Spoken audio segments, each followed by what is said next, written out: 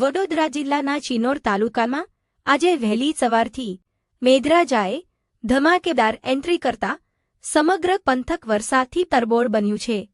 હવામાન વિભાગની આગાહી વચ્ચે વરસેલા વરસાદથી ખેડૂતોમાં ખુશીની લાગણી જોવા મળી છે, જ્યારે લોકોને ગરમી અને બફાવાથી પણ રાહત મળી છે. ચિનોર તાલુકામાં આજે વહેલી સવારથી શરૂ થયેલા વરસાદે સમગ્ર વિસ્તારને ભીંજવી દીધો હતો.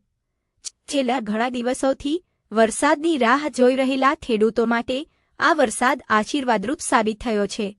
ખેતરો તૈયાર કરી બિયારણ વાવ્યા બાદ સમયસર વરસાદ મળતા ખેડૂતોમાં નવી આશા જાગી છે.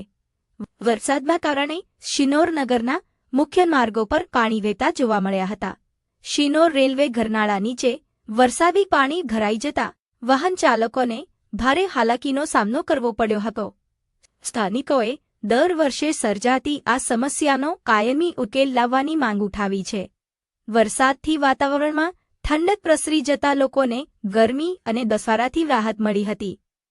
શિનોર, માલસર, સુરાસામાળ, મિઢોળ, સાદલી, ઉતરાજ, ટિમ્બરવા, અવાખલ, સેગવા, માલપુર અને છાળભોઈ સહિતના ગામોમાં પણ વરસાદ વરસતા સમગ્ર પંથકમાં આનંદનો માહોલ છવાઈ ગયો છે. હવે ખેડૂતો સારા વરસાદ સાથે સારા પાકની આશા વ્યક્ત કરી રહ્યા છે.